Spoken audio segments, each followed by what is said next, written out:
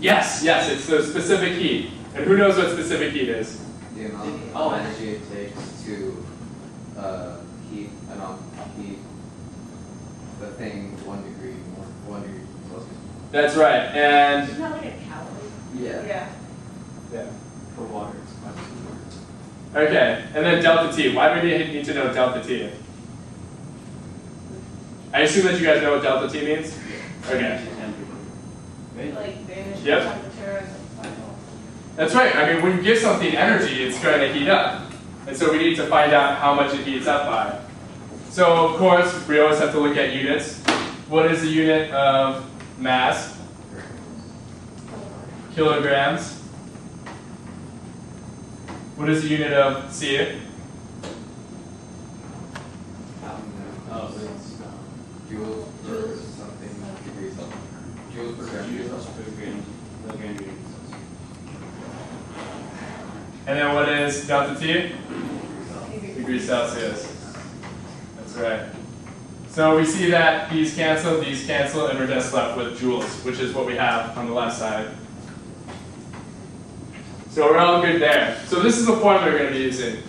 For this lab, we're going to be given C in joules per gram Celsius, just as a heads up. So let's go over how we're going to do that. Put that over here. Here we have our tube. We're going to put something in it. What do you think we want to put in it? Something. A marble? We could put marbles in it. Rubber balls. Something that has a lot of friction. Something that has a lot of friction. Nate, do you have anything? Something that's like a rough edge. These are all good ideas. I mean, we want something that's going to show the greatest temperature difference, right? Just for our amusement. Ice cubes. They're going to already be changing because of ambient of the room temperature, right? So that's not going to work. What things heat up really easily?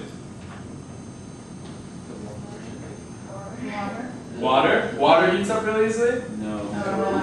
Love potion. Love potion? Not quite, not quite. What else? Metals. Metals. Why do you say that? Because they have low specific heat. That's exactly right. And why do you think all your pots and pans are made out of metal? Because they heat up quickly. If they heat up quickly, they heat the things inside them quickly. Very good. So we need a metal, and for that I have some copper shots. Like so. So you guys are going to partner up and each be given a magic tube. So there's a couple things you need to know about this. First of all, these ends can come off. So whenever there are copper shots on them, I need hands on both ends. Because if any copper shots fall on the floor, it is the offending party's fault, and they have to clean it up. And trust me, I've done it before, it's not fun. On one of the caps, there's a hole. And there's a hole there because you're going to be taking temperature readings. And to do that, we use a lab quest. And have you guys ever used this before? No, yes? Well, it's pretty cool. It's an iPad for scientists. All the apps are geared towards science things. So this is like a touch screen, and I have a temperature probe connected to it. So at the end, when you're going to take a temperature, you simply have to take the piece of tape off and insert it into the tube, and it'll take a temperature reading. So that is that. At first, everyone is going to use the electronic scale, which is right there, thank you, Aaron. And you're going to weigh out 200 grams of copper shots in one of these solo cups here.